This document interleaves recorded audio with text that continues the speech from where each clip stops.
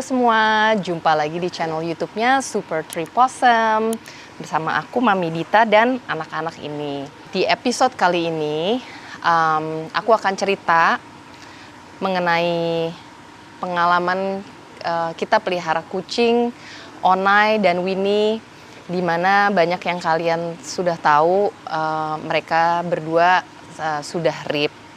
Nah, pertama aku mau say sorry dulu nih ya, karena update kita tuh di YouTube memang aku akui sangat kurang ya kan, lama nggak update. Nah, karena memang jujur aku ini juga bukan pure kerjain YouTube, content creator gitu ya. Nah, aku banyak juga yang kegiatan-kegiatan lain di mana akhirnya kita jadinya nggak bisa update terus di YouTube dan banyakan tuh kita di Instagram. Jadi kalau kalian mau tahu update kita yang paling cepet itu silakan cek Instagram kita. Onai itu sayang sekali ya, sebelum aku sempat update di konten YouTube gitu, karena aku juga tahu cerita aku tentang anak-anak ini satu persatu belum lengkap ya. Belum, kalau nggak salah tuh baru sampai Tiger, which is itu anak keempat. Nah, jadi Onai belum sempat kita ceritain gimana proses adopsinya, tapi ternyata Onai keburu pergi duluan meninggalkan kita. Dimana aku bener-bener sedih banget dan aku nggak nyangka gitu ya, karena Onai itu adalah kucing pertama aku, dimana yang aku bener-bener pelihara seperti sayangnya aku ke anak-anak anjing gitu ya. Jadi mereka anak-anakku gitu. Karena dulu pas aku kecil kan juga kita pelihara anjing kucing itu yang pelihara itu satu rumah gitu ya. Jadi benar-benar my first hand kucing yang aku pelihara. Jadi aku cerita sedikit ya awalnya.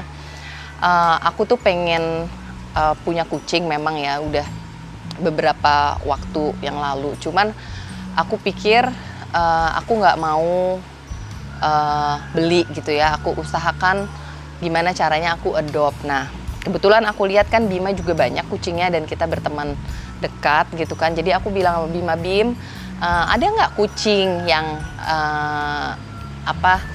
yang get along sama anjing gitu ya, terus yang kira-kira Bima atau Shena mau kasih ke aku.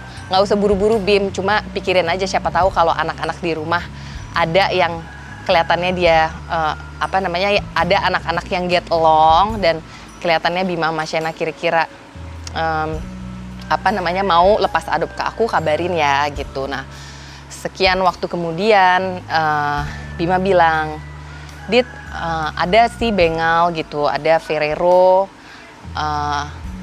lalu siapa? Iverson dan Onai. Oke, terus aku lihat gitu kan, dikasih video-video, dikasih foto.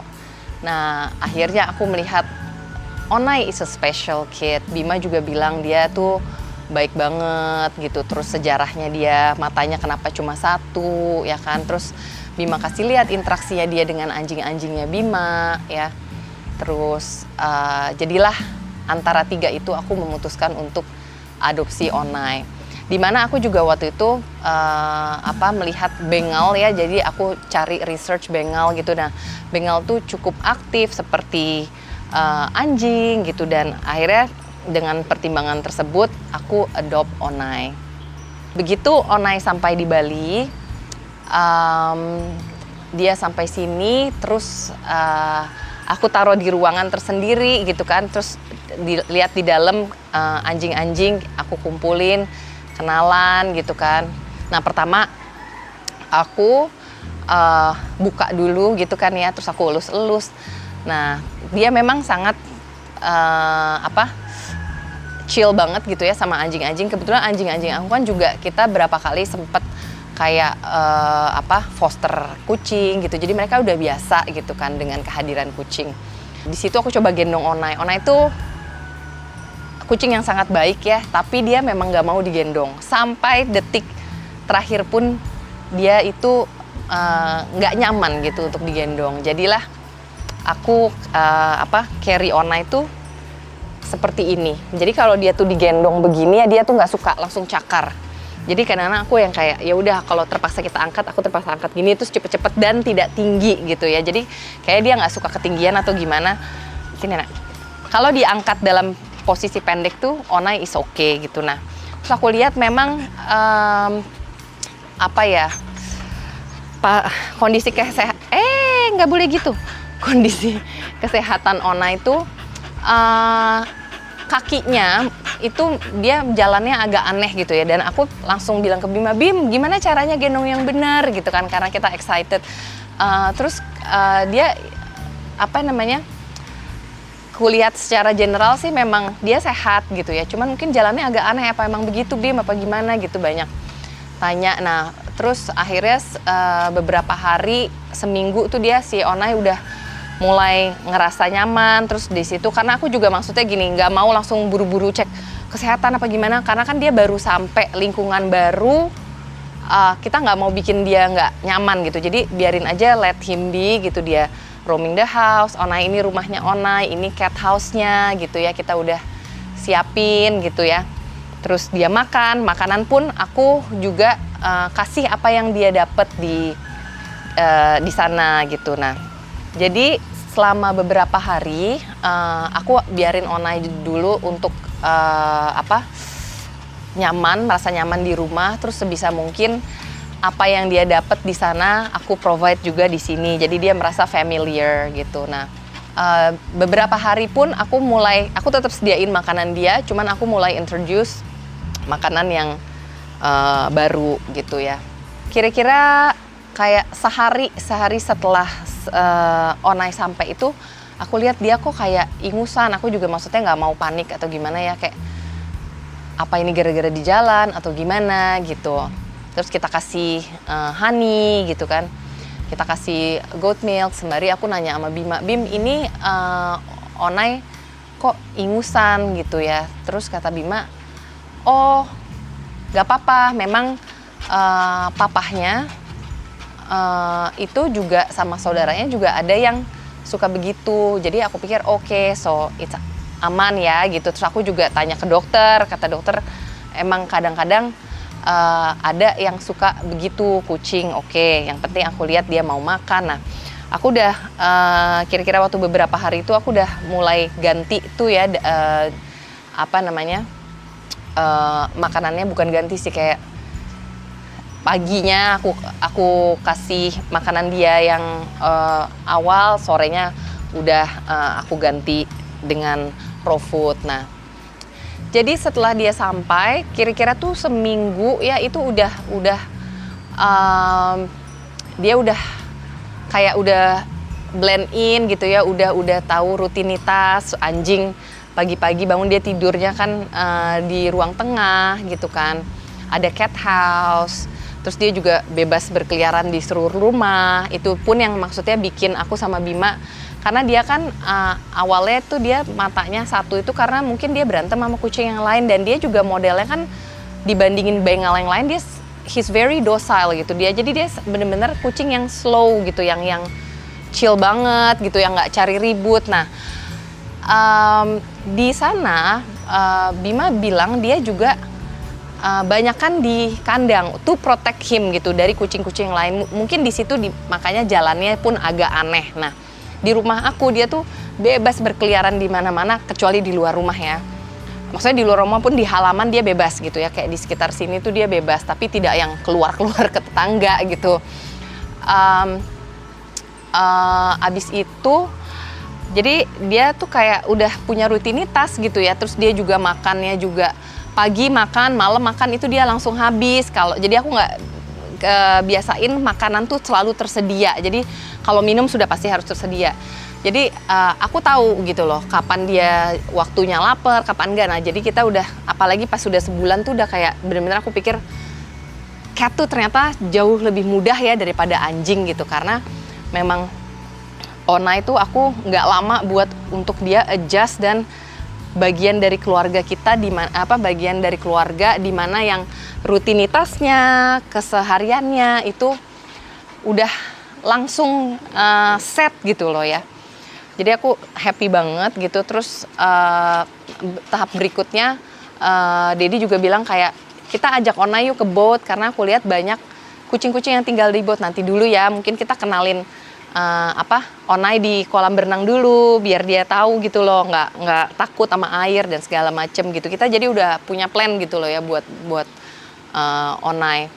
Selama beberapa bulan itu benar-benar nggak ada masalah ya. Jadi aku pun ngerasa kayak ingusnya dia tuh muncul begitu kena AC. Jadi Onai nggak boleh tidur di AC. Kadang-kadang kita suka ajak dia Onai tidur di kamar, kasihan gitu kan. Nah di situ jadi aku pun juga bilang sama Bima, terus dokter juga kan datang gitu ya, setiap bulan tuh dokter itu datang buat akupuntur mereka, terus laser terapi, pijat tuina gitu. Jadi kalau ada yang kayak gitu-gitu, aku pun selalu cek dan memang selama beberapa bulan tuh aman, bener-bener aman. Paling kalau nggak sengaja Onai tidur di AC gitu ya 2 hari, terus AC kamar di sini, AC ruangan di sini kedinginan, muncullah dia lagi ingusnya. Jadi so we thought it's a normal thing gitu kan, maksudnya bukan hal yang perlu dikhawatirkan. Lalu pada bulan Juni aku ke Jakarta, tapi semua laporan aku pikir aman ya. Juli, jadi kita kan memang pindah-pindah rumah ya dari di sini sama di rumah yang di Cemagi. Nah, pas aku pindah pas aku trip, biasanya aku trip itu anak-anak selalu di Cemagi. Kenapa? Karena di sana tuh lebih enak buat mereka jalan, staff ditinggal di sana lebih enak gitu ya. Kalau di sini tuh lebih tertutup. Jadi anak-anak semua di sana. Terus aku pulang, semuanya baik-baik aja gitu. Nggak nyampe 24 jam itu dimana kita Farni pada tanggal 1 Juli aku ingat banget, Farni ketemu kitten ya, ketemu Nyufi dan Winnie. Lalu di situ Nyufi dan Winnie kita rawat di Cemagi selama beberapa hari. Terus kira-kira mereka udah seminggu apa 2 minggu apa 10 hari, yuk kita balik ke HKW dulu gitu kan ya. Nah disitulah Onai mulai mogok makan. Di sini makanya aku nggak mau makanan itu selalu tersedia karena kita nggak tahu gitu loh kapan mereka itu lose appetite, kapan mereka sakit gitu. Karena kita kasih makan terus nggak dimakan itu kan kita tahu ada something wrong, right? Jadi aku kasih makan, Onai nggak mau gitu kan, nggak mau makan. Terus akhirnya aku kasih makanan kesukaannya dia banget, dia mau makan dikit gitu ya. Siangnya aku coba kasih lagi, aku kasih broth, biasanya dia selalu mau ya, broth itu kaldu, selalu mau. Terus dia nggak mau lagi. Akhirnya aku udah mulai kontak dokter, dok kayaknya saya mau bawa aja deh gitu ya, soalnya ini dia tuh tiba-tiba bener-bener kayak nggak mau makan sama sekali gitu. Biasanya dia kayak mau cuma jilat-jilat apa gimana, itu sama sekali nggak mau makan. Akhirnya udah emergency banget nih dokter desak jemput, langsung dibawa. Kebetulan dia juga lagi di area sini, Mbak, langsung saya bawa. Nah begitu dibawa aku minta diobservasi, inepin aja di sana gitu kan. Terus langsung diobservasi, terus diinfus ya kan, terus udah gitu yang di nebulizer, terus besokannya dicek, di X-ray gitu ya, terus diambil sampel darahnya, barulah terlihat hasilnya. Saya bilang sama dokter, dok di sana aja karena saya takut gitu, karena kan ada anak-anak kucing juga nih. Anak-anak kucing ini mereka juga masih kecil banget, baru melek gitu loh matanya ya, belum sempat ngelihat Kak Onai gitu ya. Jadi saya bilang di sana dulu dok, terus sampai ketahuan kenapa gitu ya. Dokternya udah tahu hasilnya tes, dia kena FIP ya, felin apa gitu ya, virus, kena FIP. Aku langsung kontak Bima juga kan, langsung Bim ini Onai kena FIP gitu kan. Oke, apa yang dilakukan. Nah, untungnya teman aku waktu itu ada yang lagi nginep di rumah Cemagi. Jadi aku memutuskan kita harus pisahin dulu dari kittens ya. Jadi untungnya waktu itu ada temanku lagi nginep, jadi dia pun bersedia aku yang akan rawat Onai gitu ya. Jadi Onai ditemenin Grace sama Tiger, makanya waktu itu kan pada bingung kok lama banget gitu ya nggak ada Grace sama Tiger pas aku lagi stories di Instagram. Itu kejadiannya adalah Onai dirawat dulu di rumah sakit sampai benar-benar kuat ya. Di bawah pengawasan dokter 24 jam selama kira-kira waktu itu 1 minggu. Lalu pas dia pulang ke Cemagi, aku pun ke Cemagi gitu ya. Jadi aku di bawah terus sambil rawat Onai punya kamar sendiri gitu ya. Terpisah dari anak-anak biarpun gak nular ke anjing, tapi maksudnya aku tetap menjaga gitu ya. Kita rawat bener-bener, terus sembari pas di sini kittennya juga sempat sakit gitu. Jadi aku yang aduh gimana gitu, jujur aku kayak how am I supposed to do gitu kan. Ada di 2 tempat di mana yang kucing-kucing ini harus dipisahin satu sama lain. Jadi akhirnya teman aku pun bilang, aku udah biasa foster kucing, don't worry Dita gitu kan. Dia aku rawat, akhirnya kita bikin grup instruksi dokter, itu Onai benar-benar kita rawat. Di sini aku juga merawat kittens, di mana nanti aku juga akan cerita mengenai Winnie. Dan Winnie itu memang kurang sehat gitu dari awal ya kan. Dari awal pun pas aku ngeliat Winnie, aku udah kayak, aduh aku bakalan ngerawat anak kucing meninggal lagi nih gitu ya. Jadi bener-bener masa itu I admit kayak masa yang sangat-sangat sulit buat aku, dimana aku kayak gini amat ya melihara kucing gitu loh. Jadi dari yang aku Onai datang Februari itu sampai bulan Juni itu aku ngerasa kayak oh kucing is such an easy animal gitu kan. Sampai pas Juli itu bener-bener berubah 180 derajat pengalaman aku, kayak bangun tidur tuh aku bener-bener kayak gila ya, ini pelihara kucing kok begini amat ya, gila ya, kenapa ya, why this is happen to me and all my kids. Sembari aku juga ngerasa bersalah, anak-anak anjing jadinya kayak jadi kurang keurus gitu ya. Terus aku coba untuk uncommon Onai. Jadi jadi Onai dirawat di rumah sakit, terus aku rawat selama 1-2 hari, terus aku bilang Onai dirawat sama temennya Mami ya.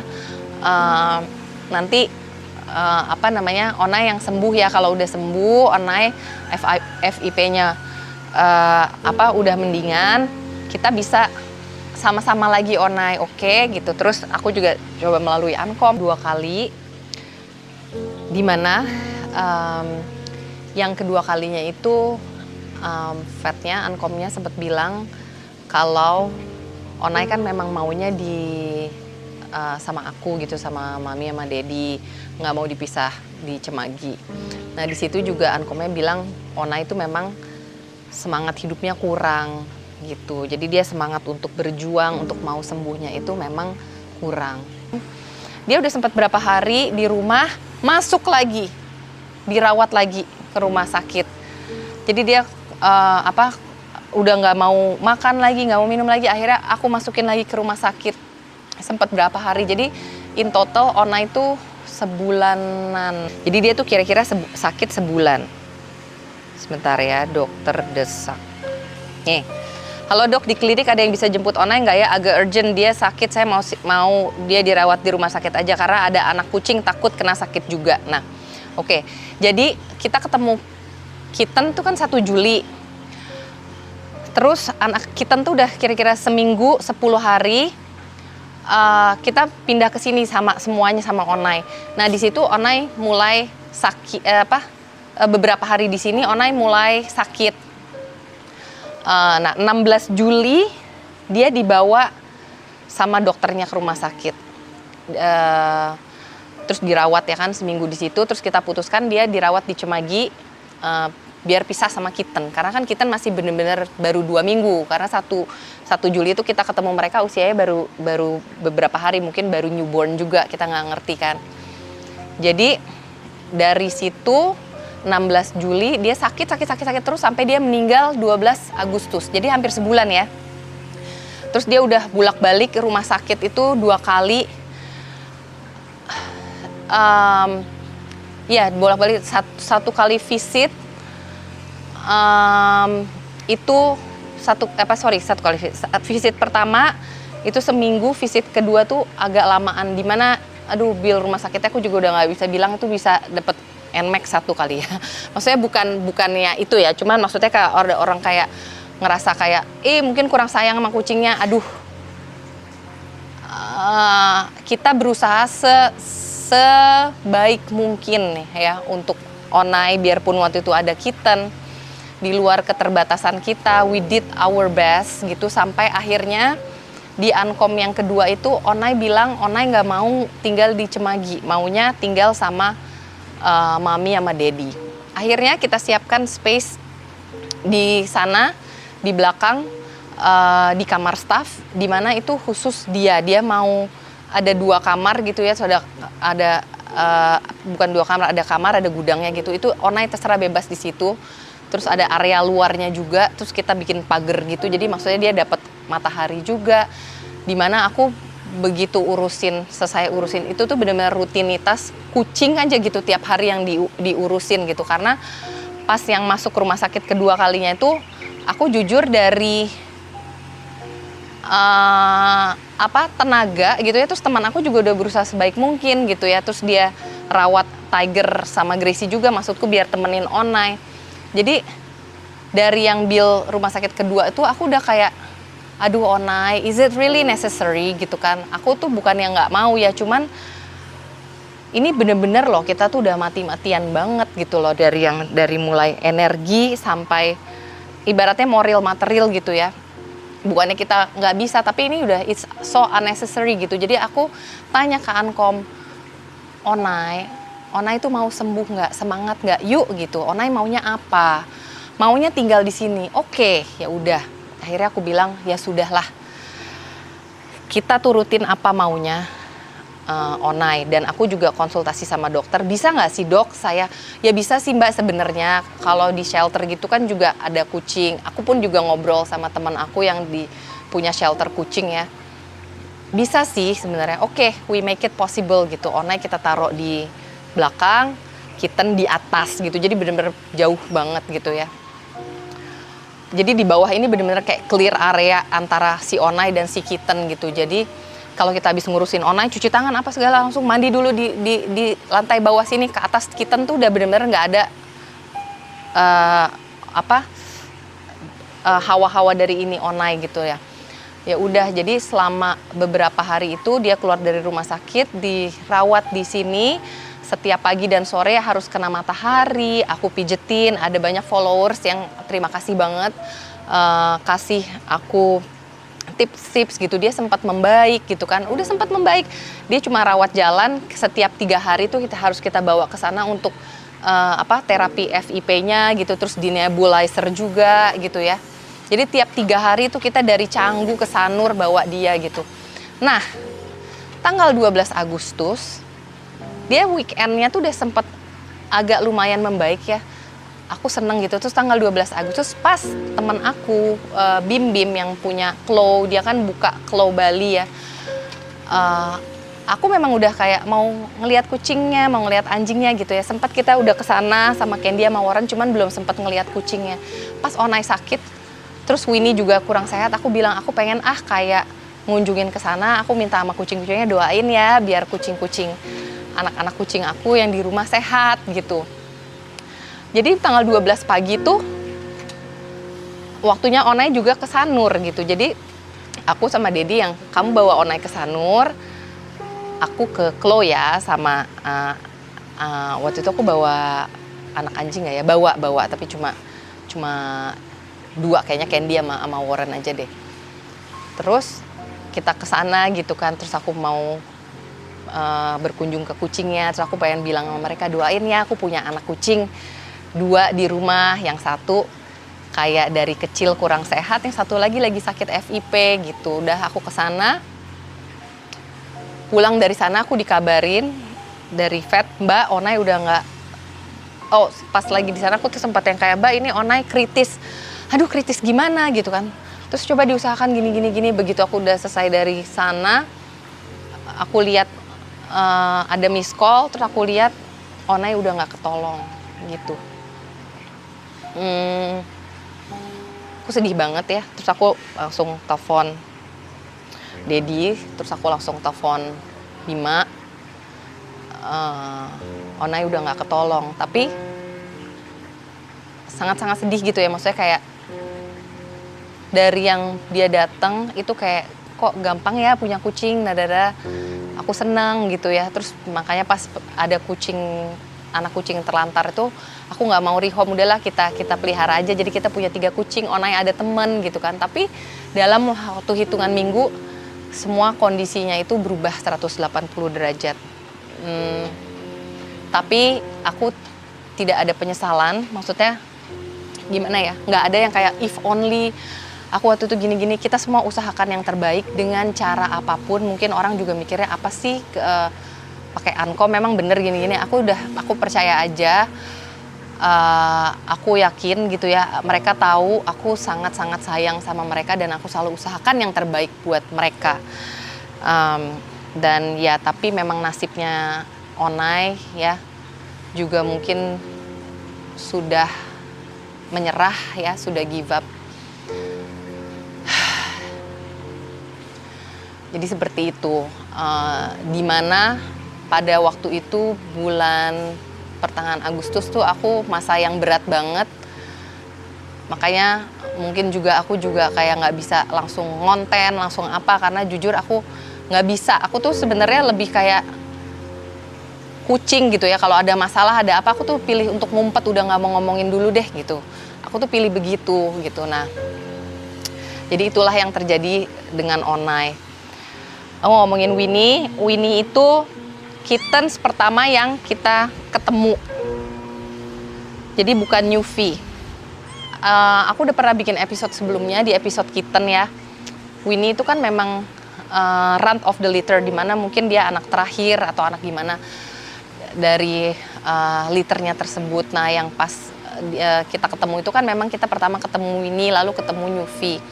Aku pas ngeliat Winnie awal tuh kayak, aduh ini anak kucingnya kurang sehat gitu ya. Jadi aku kayak nggak terlalu banyak harapan juga. Lalu ketemu newfie gitu kan. Aku bener-bener belum pernah ngurusin kucing yang newborn begitu gitu ya. Masih merem matanya. Aku juga awal tuh aku bener-bener nggak berharap mereka akan bertahan sampai saat ini gitu ya. 1 Juli kan. Jadi aku pikir udahlah day by day kita urusin. Aku banyak lihat, baca-baca gitu ya.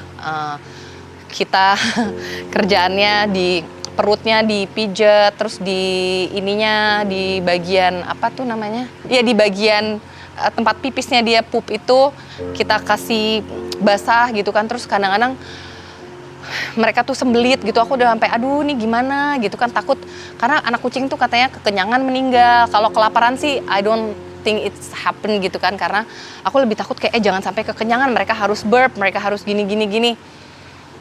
Terus jangan sampai kedinginan, jangan sampai kepanasan. Jadi bener-bener susah banget ya pelihara anak kucing tanpa ibu.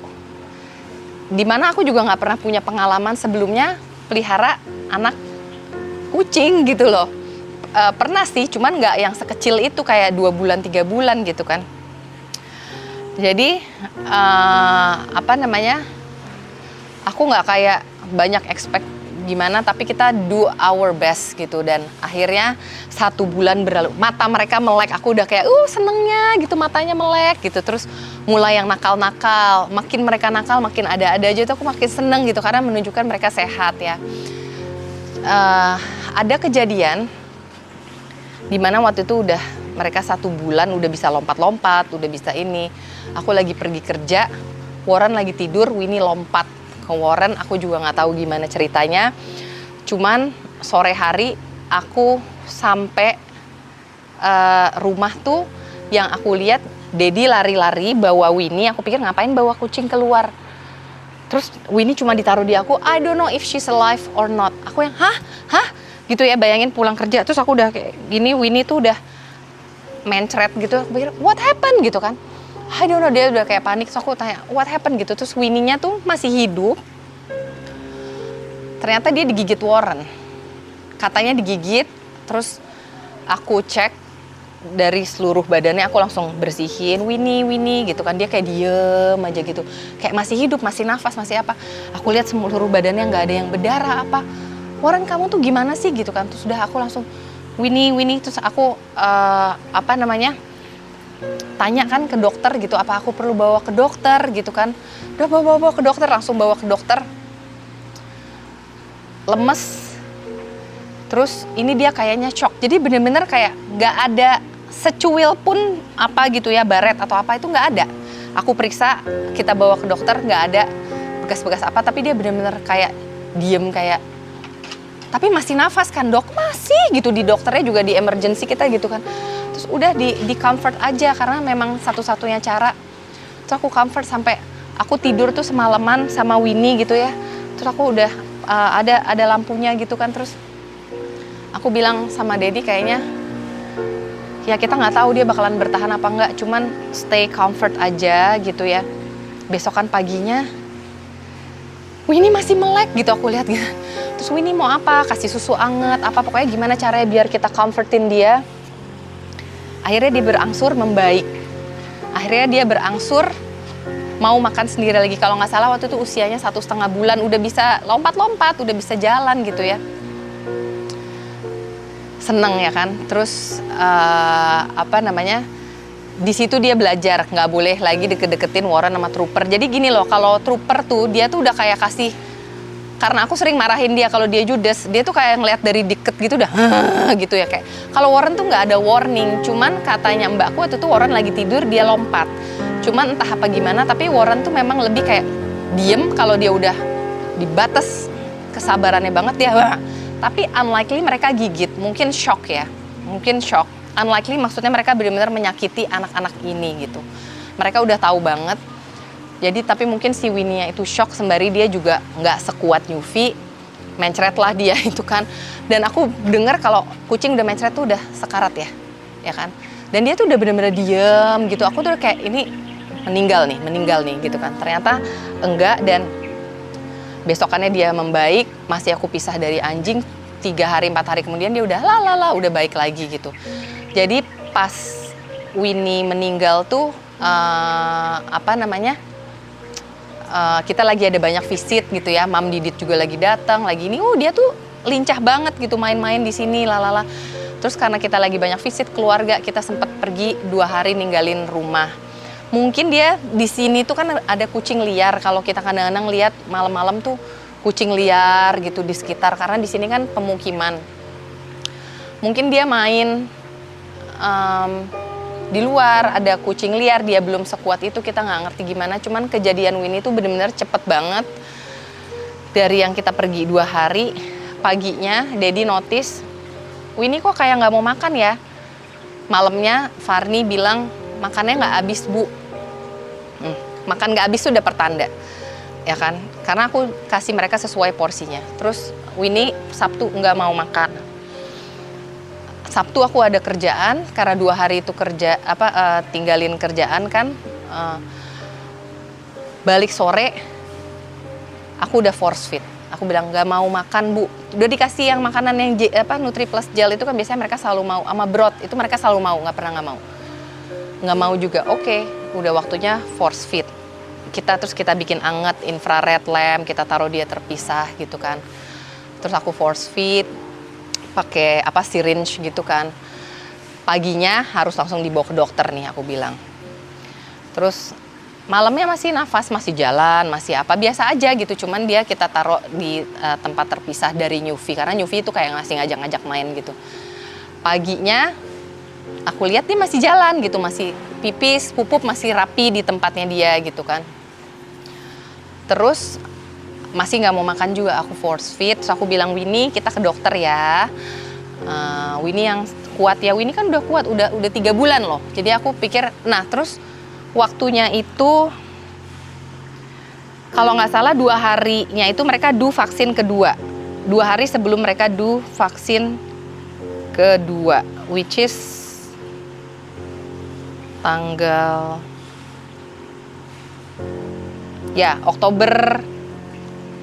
Oktober 9 itu mereka harusnya vaksin kedua. Winnie meninggal tuh Oktober tanggal 6 Oktober. Ya, jadi vaksinnya itu vaksin kedua tuh tanggal 9 Oktober kalau nggak salah ya. Pokoknya itu bener-bener tipis dia mau vaksin, dia sakit, terus aku yang vaksinnya harus ditunda dulu nih. Aku tuh langsung di otakku langsung kayak gitu kan. Terus aku sambil jadi pas yang pagi itu aku abis force feeding dia, Winnie mama ngurusin yang lain dulu ya, nanti abis ini Winnie bawa ke dokter, Winnie yang sehat ya. Terus aku sempat kayak kasih massage gitu, di force feeding pun dia masih nggak yang muntah atau gimana gitu ya. Aku ke bawah terus ngurusin anak-anak, ngurusin Yufi, terus Dedi ke atas cek Winnie, dia udah nggak ada. Jadi bener-bener dia pergi sangat mendadak gitu, udah nggak ada gitu, secepat itu kita nggak nyangka gitu loh. Maksudnya bukan yang dia terkapar atau gimana gitu ya, nggak ada, bener-bener kayak mogok makan. Terus malam Jumat malam Sabtu tuh dia makan yang nggak habis, Sabtu dia nggak mau makan tapi masih mau makan brot, siangnya dia udah mulai nggak mau makan. Sore ke malam aku sampai rumah dia udah kayak di force feed gitu kan, besokannya udah nggak ada. Heartbrokennya tuh gini loh, maksudnya kayak kita sudah dari dia kecil ketemu sampai dia 1,5 bulan ada tragedi yang Warren, terus dia sempet berapa kali kayak sembelit, nggak pupup, terus dia lemas, lalala itu pas dia kecil ya, yang sampai kita tuh kayak aduh kayaknya nggak bertahan deh nih Winnie gitu ya. Sampai berapa kali tuh aku kayak pas dia lagi sakit tuh aduh udah deh aku nggak ngarep banyak-banyak, sampai akhirnya dia 3 bulan udah bisa lari, lompat apa-apa, kok hilangnya pas waktu itu gitu loh ya. Pas kita pikir kayak habis vaksin kedua aku bisa bawa mereka pergi jalan-jalan. Udah sempat aku ajarin leash training, karena aku suka lihat juga kayak kucing tuh ternyata bisa kayak anjing di leash training. Udah sempat aku bawa pas anjing lagi jalan-jalan tuh, aku bawa di gendongan gitu. Maksudku nih loh, nanti kamu mau nggak ikut jalan-jalan kayak gini? Kalau nggak kuat nanti kalau jalan-jalan sampai kan kita jalan suka panjang, terus kalau nggak kuat nanti digendong, nanti jalan lagi. Aku tuh udah punya pikiran Winnie akan bisa di tahapan itu, tapi ternyata tidak. Gitu. Jadi aku mencoba menguatkan diri dan nggak boleh patah semangat juga karena kita masih ada Yufi. Cuman 2 pengalaman ini mungkin aku waktunya untuk humbling myself gitu ya. Jadi jangan kayak gampang pelihara kucing dibandingin pelihara anjing. Kalau untuk ditanya, aku nggak mau nambah apa-apa dulu, nggak mau nambah kucing gitu ya. Aku mau fokus buat Yufi sampai dia sehat gitu ya, sampai dia bener-bener vaksinnya lengkap, sampai aku steril. Aku juga mencoba untuk nggak traumatize, cuman aku bener-bener need time for that past 2 months ya, kayak Juli, Agustus itu bener-bener bulan yang berat, pengalaman yang sangat berarti juga karena aku membesarkan kucing gitu ya. Aku juga ngelihat on the bright side kayak orang-orang kayak wah pelihara kucing tuh nggak mudah loh, apalagi nggak ada mama kucingnya. Memang nggak mudah, sangat tidak mudah gitu. Cuman untuk mengulang experience seperti itu aku nggak mau dulu. Ini Yufi udah vaksin kedua akhirnya, karena jadi pas Winnie meninggal tuh semuanya aku cancel, termasuk Yufi juga. Aku mau dia oke dulu, settle 1 minggu kemudian baru kita vaksin lagi yang kedua. Terus nanti bulan depan lagi, terus beberapa bulan kemudian Yufi aku akan steril. Sudah kita uncommon, Yufi don't mind dengan dia sendiri sebagai kucing sendiri. Jadi for the time being dia akan jadi kucing satu-satunya kucing di pack aku, dimana dia juga don't mind gitu kan. Dan aku juga interaksi dengan beberapa orang it's not a big deal kalau memang kucingnya sudah terbiasa dengan anjing yang ada. Kalau dibawa kucing baru justru dia malah nanti kadang-kadang nggak happy gitu. Jadi ya sudah, it is what it is. Kita sekarang ada 8 anjing dan 1 kucing. Dan ya mudah-mudahan Yufi terus-terusan sehat dan dia bisa hidup yang lama, yang panjang ya kan. Aku jadikan pengalaman menyedihkan ini bukan sebagai suatu trauma, tapi sebagai suatu pelajaran. Apa yang baik-baiknya aku ambil, yang buruknya pun aku jadikan pelajaran agar tidak terulang ke depannya gitu. Ya, I think itu aja update-nya untuk pengalaman kita so far pelihara kucing dan cerita mengenai Onai dan Winnie gitu. Ya, thank you guys for watching. Jangan lupa like and subscribe. Thank you.